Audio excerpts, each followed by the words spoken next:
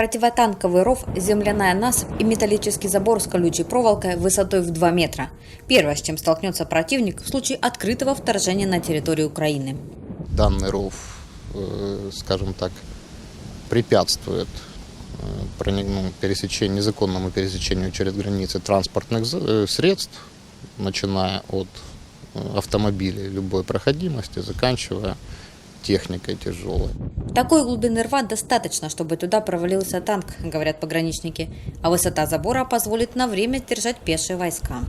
Из расчета того, что мы видим, и оборудования того, то мы сможем продержаться то время, необходимое для подхода основных сил. На этот случай уже оборудованы опорные пункты с укрытиями и местами для ведения огня. Сюда может заехать техника, соответственно, здесь укрываться. Это перекрытая щель для экипажа, который может переждать здесь обстрел. Но это все на случай масштабного вторжения. Сейчас же задача пограничников не пропустить нелегалов и диверсантов. И если ранее, чтобы их выявить, приходилось пешком обходить всю границу, то сейчас достаточно просто включить монитор в центре управления.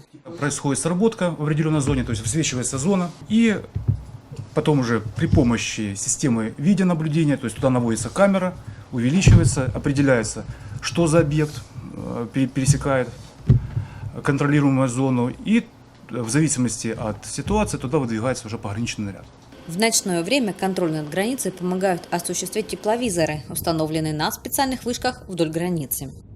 Сейчас проект «Стена» реализован не на всей границе с РФ, а только в 2 областях – Харьковской и Черниговской. И то частично. Начать обустраивать Сумскую и Луганскую область правительство собирается в этом и следующем году. Также в планах «Стена» на границе России и ныне не подконтрольных Киеву территорий, но только после их возвращения в состав Украины. Ольга Калиниченко, Илья Никонов. Настоящее время, Харьков.